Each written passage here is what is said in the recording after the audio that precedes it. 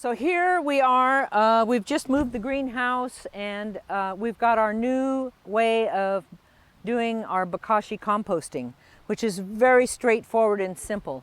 And everybody can do their own bokashi composting instead of Oma doing it.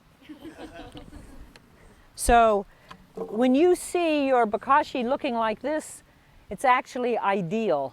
This white mold is what we're looking for. This is exactly what we're looking for. And this is fermented. And you can always tell by the smell when you open it, that little pickle smell, and hopefully by this white mold. So it has to be fermented before it goes in the ground. And my suggestion is to take your bokashi buckets and stage them sealed tight in the artifactory on the floor where it's heated. 10 days. And pour it in.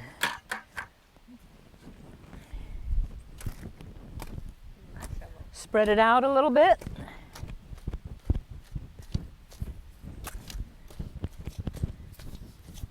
We've got 3 ingredients, 3 things we're going to add.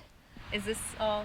Rock dust, oyster shell, kelp, alfalfa, and fish meal. And that's just going to be 1 scoop.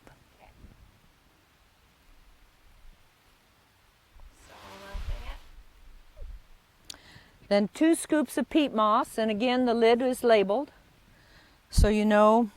These beds were low on calcium this year. That's why all our tomatoes have a little dark spot on them.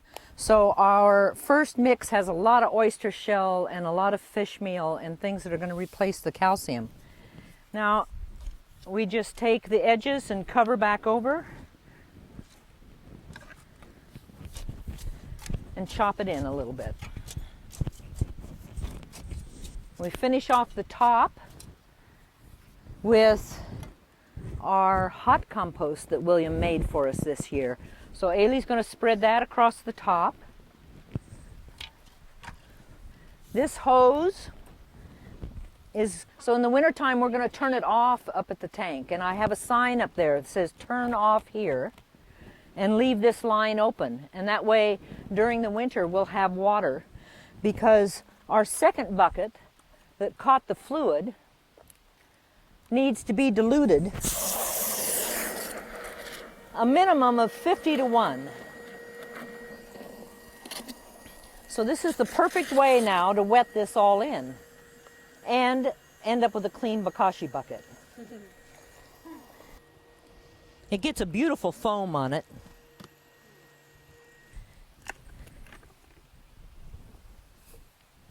We should probably have a little watering can that we can pour into.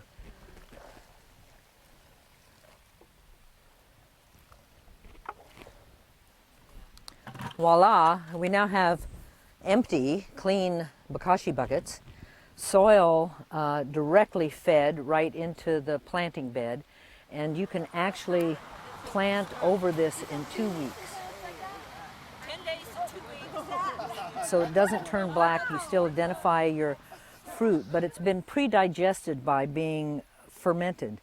And once it's in the ground like this, it breaks down real quickly. This is a very accelerated process where all the nutrients haven't been lost, and they're more available to the plants in the condition that they're in under here than they are with manure or with hot compost.